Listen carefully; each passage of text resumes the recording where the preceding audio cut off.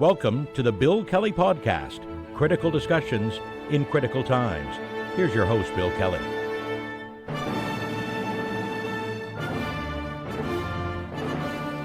And welcome to another edition of the Bill Kelly Podcast, critical discussions in these critical times. I'm your host, Bill Kelly. Good to have you with us today. Prime Minister Mark Carney making a major announcement in Mississauga, actually, at the later part of the week about, well, a variety of things, but basically the government's updated on policies to do with the tariff situation they have, not just with the United States, but with other countries too. A major part of it was also about assistance for workers and companies that are being impacted by that. And we'll get into that in more detail in future podcasts as some of those programs roll out. But the fact that they're even doing that, I think, is a very positive step. Because the Prime Minister told us right from the get-go that this was going to be a long, arduous process. There are no quick fixes here. And we're going to get hit hard, and we're going to have to respond to it. Well, the government's starting to do that. And it has to do with EVs and environmental policies and the economy, which some people don't seem to want to connect those dots, but I think we have to, and we will in the next couple of minutes. The headlines and the comments from some of the critics, the Carney critics, are simply saying, well, Carney is now abandoning the environment for the sake of the auto industry, and that's why he's putting a pause and he's canceling all the programs about the mandates and the quotas, etc., for moving towards EVs, and that's just a total about face of the policy. Well, let's set the record straight on that, okay? First of all, he's not canceling the program; they are suspending it for a year, basically because we're getting the crap kicked out of us in the economy because of what's going on these days. And there are some other numbers here that have to come into this discussion that some of the critics that have already jumped up and said, hey, this is wrong, need to take into consideration. And even if they don't want to, for political reasons, you and I have to understand the broader context of what's going on here. The EV mandates have been suspended, and it's not to give in to Donald Trump, as one commentator I saw from the right side of the political spectrum said. There he is, caving into Trump again. The government is not responding to what Trump is saying. This is a response to the Canadian auto industry, who have been pleading with this government for the last little while, especially now with the tariff situation, to get rid of these things and altogether, because it's killing the industry. And we've got numbers that support exactly what's happening here, okay? And we'll talk about the importance of the industry itself.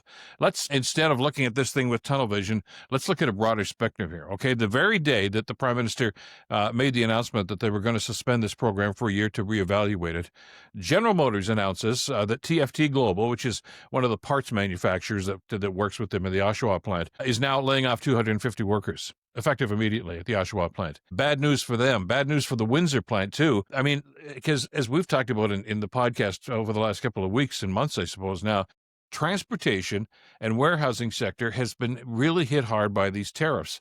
1,000 jobs have been lost. Think about that for just a second. Manufacturing sector, 19,000 jobs have been lost. General Motors is eliminating a shift. The third shift is going to be gone shortly. That's probably going to cause immediately 250 more job losses, and they assume probably about another 1,500 in related industries that are also going to be laid off. That's what's happening to the auto industry. Now, unless you're in the industry or one of the contributing parts of that, parts manufacturing, whatever the case, you probably don't know this. It's not something that affects your everyday life, but it does, because it's causing numbers like unemployment numbers to start to go up. We got the report late last week about unemployment. It's up again in this country. We don't want to see that happening. That's a bad thing. It rose from 6.9 to 7.1%. People are getting laid off because production is going down because of the impact of some of these tariffs, and the government absolutely has to respond. And the auto industry, the auto manufacturing industry and related industries is a key part of this. And I'll harken back. I don't want to go too back into history, but back in 2008, 2009, when we were in the midst of probably the worst recession we've seen in over 100 years, if you lived through that, you know what we're talking about. And the auto industry was particularly hard hit because of protectionist policies from the states and a number of other things. Some of them were actually on the verge of bankruptcy. They cut lines down, General Motors, Chrysler, Ford. A lot of them simply said, that vehicle line, we're not doing that anymore. We're not doing that anymore. They started shutting plants down. There was a real concern about the industry. Well, the Canadian government responded to that. Now, I don't know what kind of kicking, screaming, and yelling would happen behind closed doors, but the end game, as far as the auto industry was concerned, when Prime Minister Harper And Ontario Premier Dalton McGuinty made a joint announcement about basically saving the auto industry in this country. And it included something that neither one of them were really very comfortable with, but it was basically buying shares, keeping the companies alive, and saving jobs. And I don't think either one of them liked the idea, but this is the key word that I'm going to get into now: pivot. All right. Stephen Harper, Dalton McGuinty in those days had to pivot away from their ideology that this is not a good idea to we've got to do something to save jobs. And this is exactly what they did. And by the way, it worked. It's a happy ending here that the industry has revitalized until the stuff that's going on now. Well, the same thing's happening with Mark Carney. Well, the people that criticized him, where's the book? Values. We've talked about this in the past, a book that he wrote a number of years ago about his economic philosophies. And yes, there's a strong environmental theme to that, but we knew that going in. That's what he was like. And now people are saying, oh, well, he's abandoning all that stuff now. The same people that were criticizing him for having those environmental concerns are now criticizing him for abandoning them. So it tells you just how deep their concern is about what's going on here. But again, the idea is to pivot. We are in very dire economic situations here, and the government has to do something. And instead of simply saying, no, these are the standards, we want these guys to make so many EVs, and if they don't, there's going to be huge penalties. At what cost? How many jobs are we going to lose? And it's not just the industry saying we don't want to do this, because let me remind you that when these announcements were being made by the Prime Minister at that time and by certain premiers, including Doug Ford here in Ontario, the industry was on side with this. Yeah, we can do this. Yeah, we've got the technology. They started retooling some of the plants towards EVs. They were into this, and they were willing partners. But now the numbers indicate this is not the time. It's probably still a very good idea, but not right now. And we got to back off just a little bit. First of all, EV sales have bottomed out. They're nowhere near what people thought they were going to be. But secondly, even the precious minerals that are needed for these sorts of things aren't being mined to the extent, not at all in some cases. So we're not ready for this yet. And how many more auto sector jobs are we going to lose in the interim? It's not practical for it to happen. We just have to basically reevaluate and say, yeah, we still want to do this. It's still our policy. But we have to back off just a little bit, and we have to let this industry survive and get back on its feet. And that's going to take some time.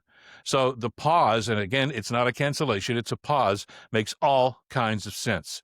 It's the best thing to do for not just the auto sector, but for the Ontario economy, the Canadian economy. The number of jobs that are tied to the auto industry is astronomical in this country. And if we've got to, if not sever our ties or our reliance on the American markets, we at least have to start building the industry here in this country. And you can't do that if people are losing jobs left, right, and center. It was absolutely essential that they make a commitment to this, and the government has done that. And it was tied, by the way, to a number of other announcements this very same day about trying to divest ourselves and to try to create jobs in industries within this country. We've got to stop relying not just on the United States, but other countries. You know, we have prided ourselves, and some people were quite proud of the fact that we have all these raw materials, and we are resource rich in this country, whether it's precious minerals, whether it's water, I mean, any number of things. But we would ship these things out. We'd ship those raw materials out to other countries. They'd make the product, and then we'd buy it back from them. That doesn't make a whole lot of sense in the long term, and it's come back to bite us. So it's about time that we simply said, okay, whoa. We have to start doing the manufacturing here. We have to start doing the processing here. And yes, it's going to take some time, and it's going to be transitioning, but it absolutely, positively has to happen. And this is one of the parts that I think is going to be a key element to that. The government's doing the right thing. And so don't buy into the critics or even some of the staunch environmentalists that say, well, this is absolutely wrong. No, it's not. And for people that said, well, you know, with this is an abandonment of environmental policies, no, it's not. But by the same token, we have to understand that if we don't have a strong economy, none of this other stuff makes sense because it's not going to be viable and it's not going to be affordable to do the sorts of things that we want. So suck it up, Buttercup. We've got to do this to the auto industry. There are going to be pipelines built. I know some people are dead set against them, but we have to understand the economic realities that we're facing these days. And that means compromise in some situations. Carney gets it. His team gets it. The people in the industry get that. Nobody is saying abandoning this altogether, but give us a chance to catch our breath. That's really what they're saying, and the government is responding, and that's the right way to act and to react in these tough economic times. Now, there's other stuff to do too, is about EVs. You know, do we lift the 100% tariff on Chinese EVs? Well, that's part of the discussion that the government's having. I know that there's a pretty strong tie between the canola tariffs that were put in place that are crippling Western farmers these days, and those Chinese tariffs on EVs. Maybe there's a way to get out of that. As the Prime Minister said, they're in early parts of those discussions right now, but at least it's on the table. And as much as you're dealing with a tyrant in Xi in China, he's not a crazy guy like Donald Trump. He may be radical, but he's not crazy. So maybe there's a better chance for some sort of a deal there. That's to be determined at a later date. So it's there, and the government is responding and listening to industry people. I don't want to see people lose their jobs. I want to see this economy flourish and absolutely move towards more environmentally conscious ideas. And that's going to happen. But by the same token, if the house is on fire, you got to stop and put the fire out before you decide, okay, let's do the expansion. Let's put that other room in there. There's a reality that has to be faced here. And we've got to keep that front of center. As we said at the beginning of this podcast, and as the Prime Minister said right from the get-go here, this is going to take time. And there's going to be some pain. That's all there is to it. And you're not compromising your principles, but at the same time, you have to sometimes relax them, and you have to understand the reality and the other factors that are impacting what's going on in this industry and so many other industries. And it's going to take a little bit of time. As we've said, you can't just turn the cruise ship around. It's going to take a wide arc for us to do that. We've started that, but we have to be patient as Canadians and understand what the government's doing. Quick note, though, before we finish, and it had to do with another story that was developing earlier in the week, and that, of course, was the temporary foreign workers concern. And the numbers, of course, that we talked about on a previous podcast where Pierre Poilievre was ranting and raving about, the fact that they said they were going to decrease that number, and it's actually gone up. Well, it hasn't. It has decreased. And they were double counting some of the people that were actually getting permit renewals and saying they were new add-ons and new people in temporary service work. That was totally false, which is not unusual for Poilievre. And then he doubled down on it, of course, by simply saying, well, it's time for government to axe, he loves that word, the temporary workers program. And the immediate reaction was not just from the government, but from the industries, the people that use temporary foreign workers. And they said, well, no, don't do that. We need those people. We absolutely need those people to do those jobs. If you axe the program and get rid of that, we're not going to be able to harvest our goods or so many other jobs. Don't. And they said the thing that shocked them is almost as much as Pierre Poilievre making that announcement was he did not consult them. In other words, the very industries that were going to be impacted by his wrong-headed policy were totally blindsided by this. That kind of gives you an idea of just kind of leadership capabilities Pierre Poilievre has, and kind of, I think, reminds a lot of people that, we made the right choice in that last election by saying, Pierre, step aside. You're not the kind of guy we need as a leader here. And we need to keep that in mind as some of these things are happening over the days and weeks ahead. Tough economic times, but we feel confident, and we have to feel confident that we've got the right people in place. And that's going to take some time, but we have to understand that they seem to have a plan. And let's face it, that's why we elected them. And just back off a little bit. Criticize when criticism is necessary, but at the same time, understand that these are all steps towards what we ultimately all want, which is a better Canada, a more productive Canada. And that's the end game, I think, that everybody can agree on. That's this edition of the podcast. Busy times and a very fluid situation, which is why we're going to continue to focus on some of the other aspects of what the Prime Minister talked about in the upcoming podcast as well. By the way, thank you for joining us. I know that a lot of people have jumped on over the last little while because there's a lot going on and you're getting information from all sides. And we'll try to sift through it for you and give you discussion points and try to give you a broader perspective on some of these things. If you're watching on YouTube, welcome. Good to have you with us. Don't forget to hit the notification bell. And please, when you're also watching, subscribe to the podcast if you could. Your loyalty to the podcast is heartwarming. We really appreciate that. But there's a lot of work to do. And by subscribing, you can help us to continue and expand the work that we're doing here on the podcast. Thanks, as always, to Madeline Kelly for the great work putting this together day in and day out. And thanks to you, too. Until next time, I'm Bill Kelly. Stay in touch and stay informed. Bill Kelly Podcast brought to you by Wizen's Law, personal injury lawyers. Listen, you didn't choose to get injured, but you can choose the right lawyer. Wizen's Law, 905-522-1102 or wizenslaw.com.